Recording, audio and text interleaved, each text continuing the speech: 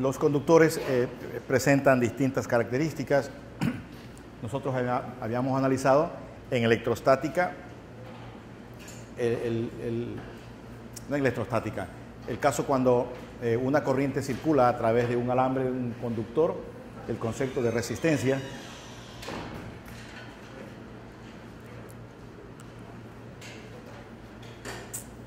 La propiedad física se conoce como resistencia y el elemento es llamado resistor. En el caso de los capacitores, la capacidad física se llama capacitancia y el elemento le llamamos capacitor. Ahora, esos dispositivos que ven ustedes ahí, las bobinas, la propiedad física se llama inductancia y el elemento le vamos a llamar nosotros inductor. Ahora bien, igual como cuando nosotros analizamos los circuitos, no sé si ustedes se recuerdan, que consideramos la resistencia de los alambres del circuito como bastante pequeñas comparadas con las resistencias de los resistores ubicados en él. De la misma forma, un camino cerrado en un circuito es ya o tiene ya una inductancia, pero es muy pequeña comparada con la inductancia que presentan estos dispositivos ubicados en un circuito. Por lo tanto, si bien es cierto que un alambre con corriente presenta una inductancia, de la misma forma que un alambre con corriente presenta, ¿qué cosa? Resistencia. De la misma forma nosotros vamos a considerar, así como la resistencia de ese pedazo de alambre es muy pequeña, de la misma manera vamos a decir que la inductancia de un tramo de alambre con corriente es pequeña comparada con la inductancia que presentan esos dispositivos llamados inductores o bobinas. ¿Qué es físicamente la inductancia? Pues la inductancia es una propiedad que presentan los circuitos y que se manifiesta cuando la corriente en el circuito cambia repentinamente. Algo más o menos como en la mecánica cuando usted intenta cambiar el estado de movimiento de un objeto, que eso se llama inercia, ¿se acuerdan, verdad? Acá también, si nosotros recordamos, cada vez que nosotros intentamos cambiar la cantidad de movimiento que presenta un objeto, necesitamos aplicarle un impulso o una fuerza. Ahora, y esto que ustedes ven aquí, ¿verdad? La variación va a depender de cuánta inercia tenga el objeto. Ahora nosotros vamos a referir a cómo cambia la corriente en el circuito con respecto al tiempo ante la aplicación de una cierta FEN en él. Y la propiedad que nos va a determinar si esa variación de corriente es muy pequeña o es muy grande, va a ser esto que vamos a llamar nosotros inductancia. Es decir, que la inductancia en los circuitos eléctricos tiene su sinónimo en el caso de la inercia en los sistemas mecánicos. ¿Cómo la vamos a medir, la inductancia? Imaginémonos que nosotros tenemos dos circuitos enlazados. Una bobina con su propia corriente y su propio flujo. Y un circuito aquí al lado con su propia corriente y su propio flujo. Es de esperarse entonces que el flujo magnético a través de este circuito será la superposición de su propio flujo con el flujo enlazante del circuito de al lado. Entonces, ¿qué es lo que nosotros antes habíamos analizado? Que simplemente en una región del espacio, en un circuito, de alguna forma se producía una variación de flujo en él. Lo que ahora vamos a decir es de que la variación de flujo que se produce en este circuito es producto de otro circuito ubicado en su vecindad. Ahora bien, si por alguna razón la corriente en este circuito cambia, como el flujo a través de él es el enlace o la superposición de los dos, este flujo se va a ver alterado y el circuito va a inducirse una FEN. En el momento que se induce una FEN, cambia el flujo de él y le afecta al de al lado. Por lo tanto, de rebote también aparece en él otra FEN. Eso se llama inductancia mutua de dos circuitos. Ahora hagamos esto. Retiremos uno de ellos y quedémonos con uno solo. ¿Qué flujo él va a sentir? El suyo. Y si de alguna forma hacemos cambiar ese flujo, por ejemplo, cambiando la corriente, ¿qué va a aparecer en él? Una FEN. Esa FEN se llama autoinducida. Lo que significa que la autoinducción es un caso particular de la FEN que se induce en un circuito, no por la variación de corriente en otro circuito vecino, sino por una variación de su propia corriente. Entonces, si usted observa la definición de inductancia mutua que se utiliza mucho en estos dispositivos llamados transformadores, donde esto representa el flujo magnético a través de un circuito debido a la presencia del otro, partido para la corriente en el otro circuito, ¿cómo quedaría esto? ¿Cómo quedaría esta expresión si yo elimino el circuito de al lado? ¿Esto qué sería?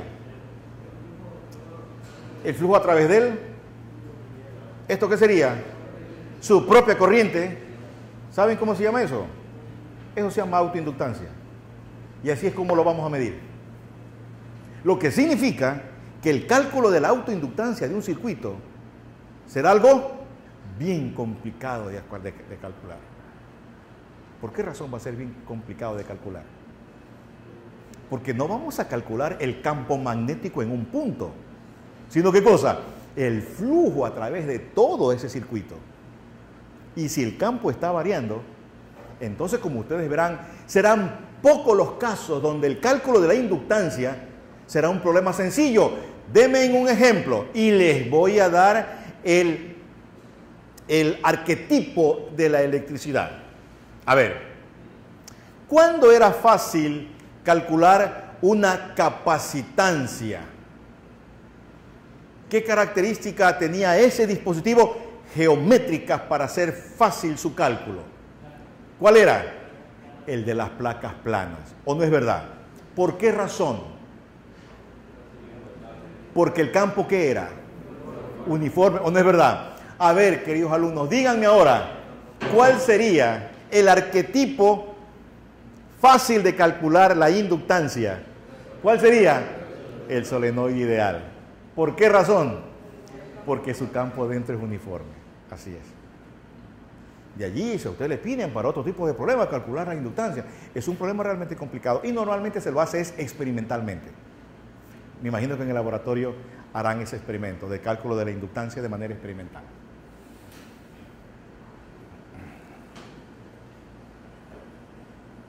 Seguramente ustedes la vieron o inclusive en las tiendas encuentran este tipo de dispositivos, que es básicamente un problema de inductancia mutua. ¿Por qué digo de inductancia mutua?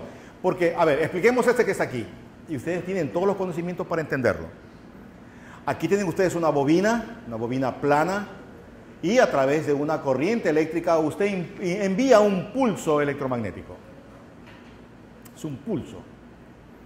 Entonces, al enviar ese pulso, usted sabe que en esa región del espacio, ¿qué se induce? Un campo eléctrico, ¿o no es verdad? Si ese campo eléctrico encuentra un objeto metálico, ¿qué le induce? Corrientes, llamadas corrientes de Eddy, ¿o no es verdad? Y esas corrientes de Eddy, ¿qué producen? Su propio campo. Entonces, ese campo que ellas producen se superpone con el campo externo y esta bobina lo capta. Y cuando capta esa variación de flujo, que va a aparecer, como ustedes se dan cuenta, siempre y cuando hay un objeto metálico, salta una pequeña alarma. Ahora, el pulso de corriente o la frecuencia del sonido o qué sé yo, eso va a depender del metal, gracias, así es. ¿Y qué más?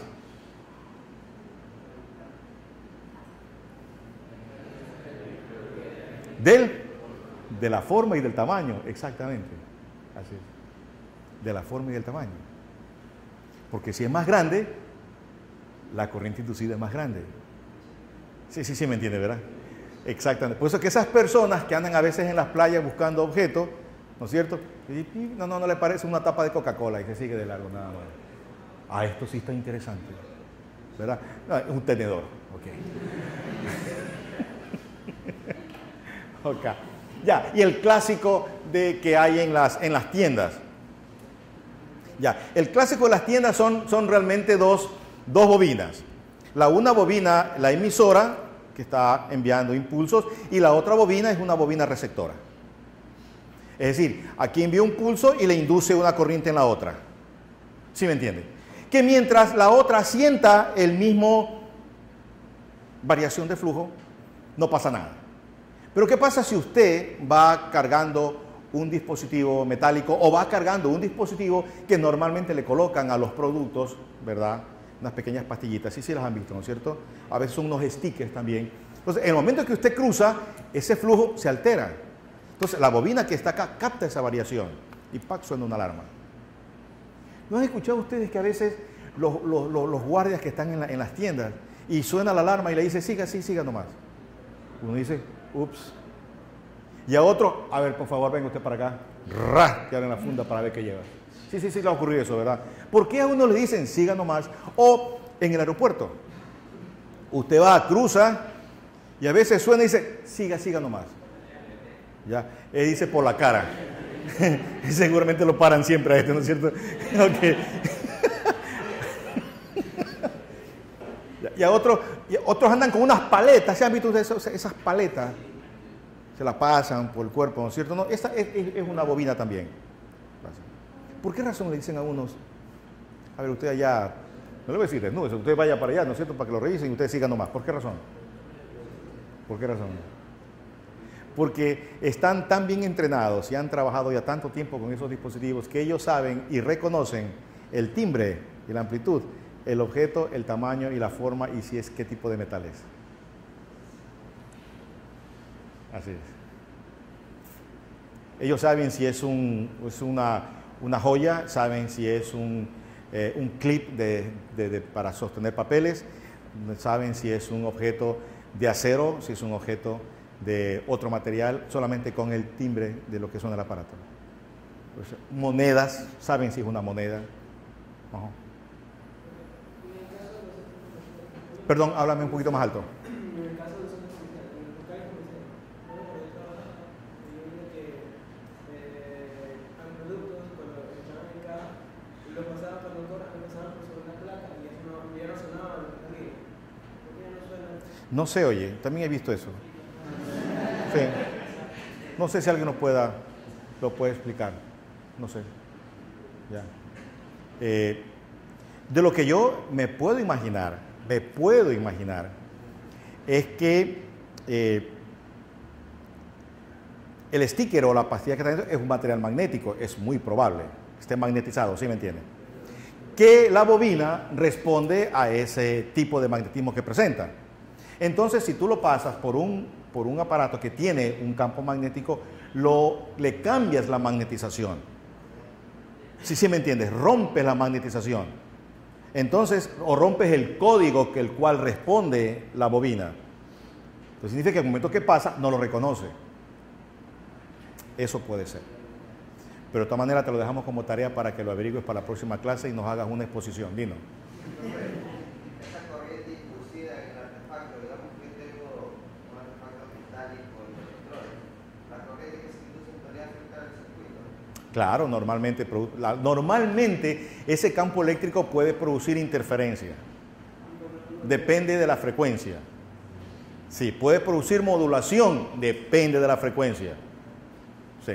¿Puede cargar una batería? Sí. ¿Puede modular un sistema de radiofrecuencia? Sí. Normalmente las microondas hacen eso. Normalmente. Pero cuando eso se refiere con algo... Ah, no, pues ahí lo blindas ya, pues. Sí, ajá.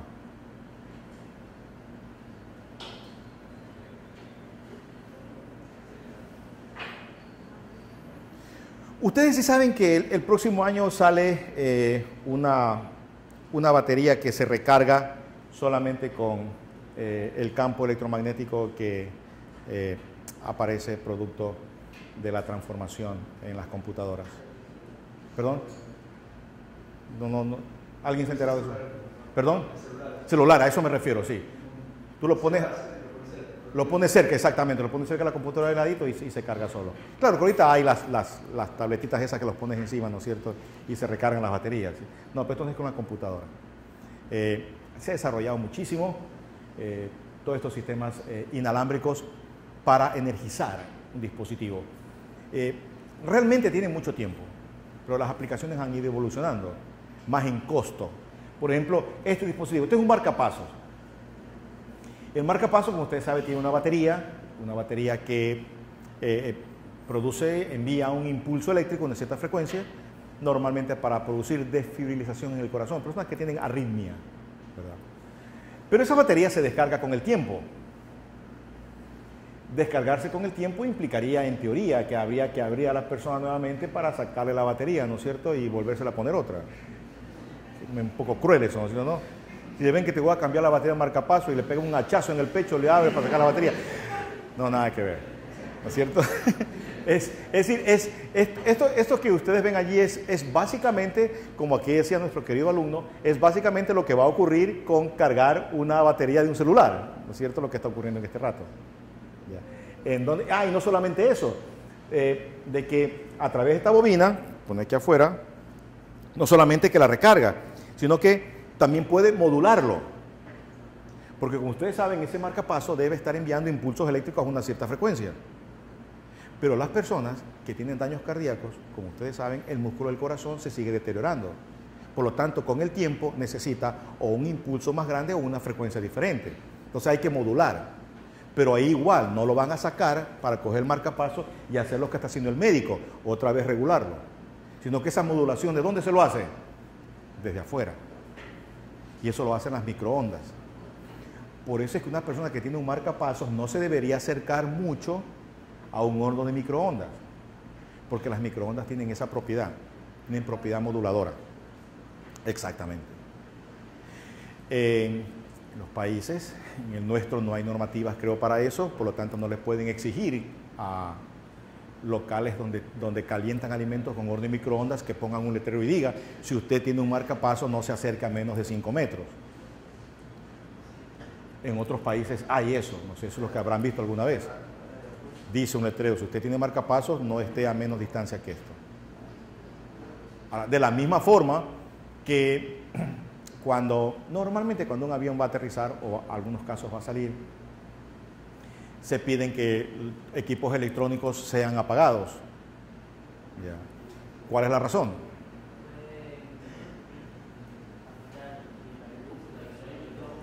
Pueden afectar, producen campos magnéticos. ¿Por qué razón?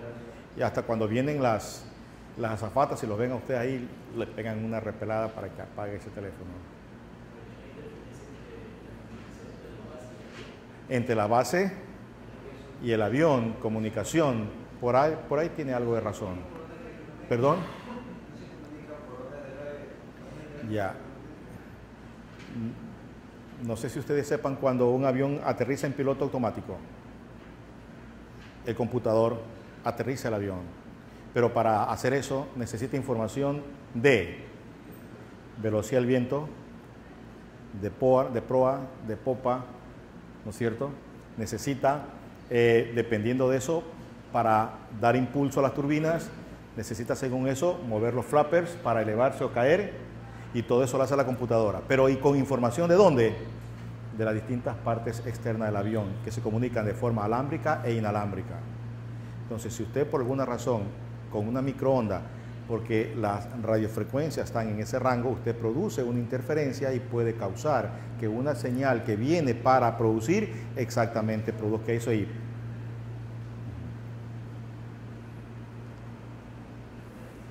Aquí tienen otro ejemplo de inductancia mutua. Ya. ¿Por qué razón a ver, aquí voy a hacer una pregunta interesante, ¿eh? A ver, pónganse pilas, voy a hacer una pregunta. ¿Por qué razón los transformadores tienen núcleo de hierro y este núcleo de hierro está laminado? Es decir, no es sólido, sino que está formado de láminas.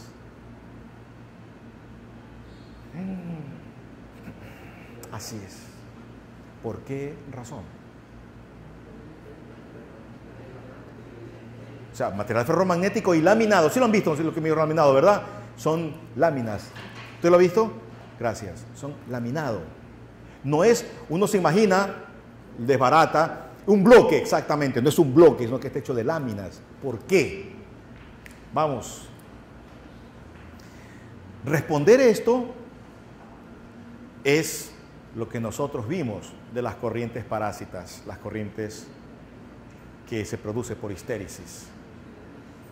¿Por qué tiene que ser laminado y por qué estando sólido? ¿Perdón? Para que el campo magnético sea uniforme. Vamos, ¿alguien más? Ya, a ver. Este núcleo, sólido o laminado, casi que no va a haber mucha diferencia entre el flujo que va a transmitir. Pero recuerden que en el momento que se produce en ese núcleo una variación de su flujo magnético, se va a inducir ¿qué cosa en él? Las corrientes estas parásitas, que son las que van a generar que se caliente exactamente. El laminarlo lo que hace es cortarle el camino a las corrientes. En lugar de que haga todo esto, le hace ¿qué cosa? Que los lazos sean más chiquitos, exactamente. Y con ese le cortas el camino. Y al cortarle el camino, le disminuyes ¿qué cosa? La resistencia y por lo tanto disminuyes el calentamiento. Es por eso. Esa es la razón por la cual se laminan los núcleos. Entonces, lo que tenemos es esto. Un núcleo laminado.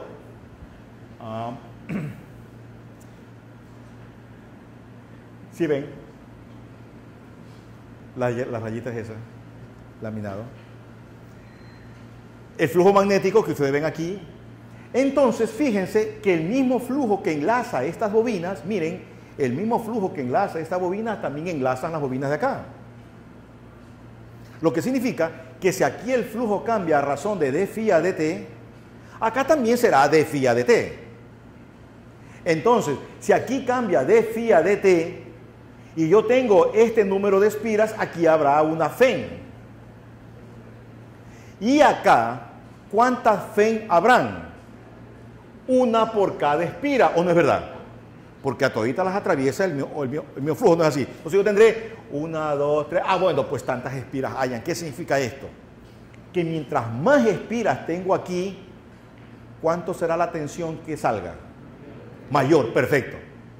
Y mientras aquí tenga espiras en un número más chiquitito, menos tensión.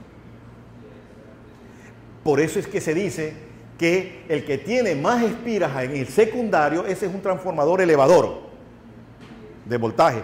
Y este es un transformador reductor. Uno ni siquiera necesita memorizar la ecuación. ¿Sí lo ven, no es cierto? Solo necesita saber si el secundario tiene más o menos espiras que el primario, sabiendo qué cosa, que por cada espira se genera una FEN. Entonces tengo más o menos FEN dependiendo si tengo más o menos espiras en el secundario.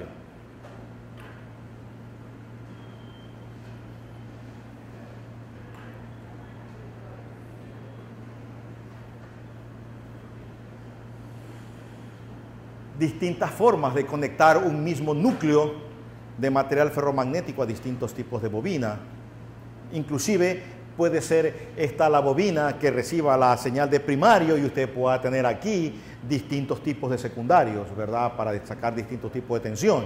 O las puede utilizar, ¿verdad? Como los pueden ver allí, para conexiones de lo que llaman trifásico, ¿verdad? O de una sola fase. Esta es la ecuación de los transformadores para las tensiones. Si ustedes se dan cuenta, aquí lo único que yo he hecho es esto. Por favor, fíjense.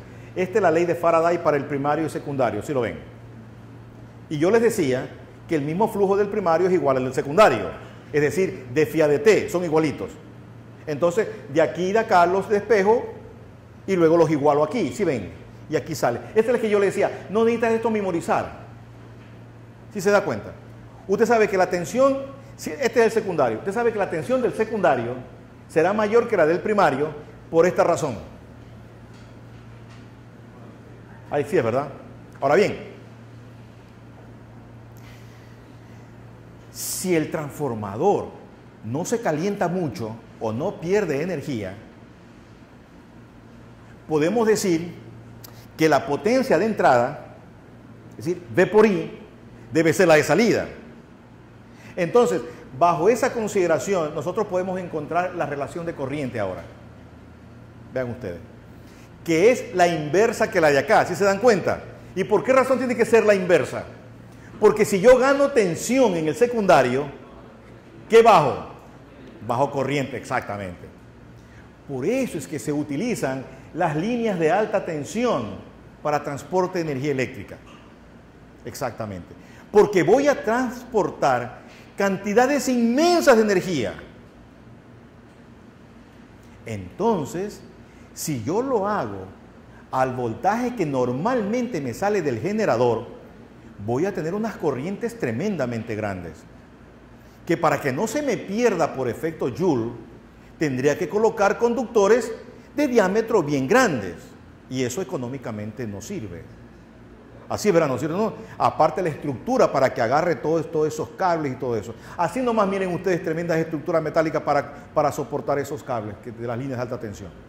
Entonces, trataremos de que por estas líneas que ustedes ven aquí, viaje la corriente lo más pequeña posible. Por lo tanto, ¿qué tenemos que elevar? La tensión. Y de eso se encargan las estaciones de donde se produce la energía. Y luego que se transporta, llegan a las ciudades y comienzan, estas son las subestaciones. Y de estas no llegan todavía a su casa, todavía falta una subestación más chiquitita, que es el transformador que está en la esquina de la casa. ¿No es cierto? Esta es la que finalmente, así es, ahí sí ya llega finalmente a los 240 o los 120, dependiendo. Preguntas. Solo un ejercicio nada más para que ustedes lo hagan de lo que acabamos de ver. Adelante.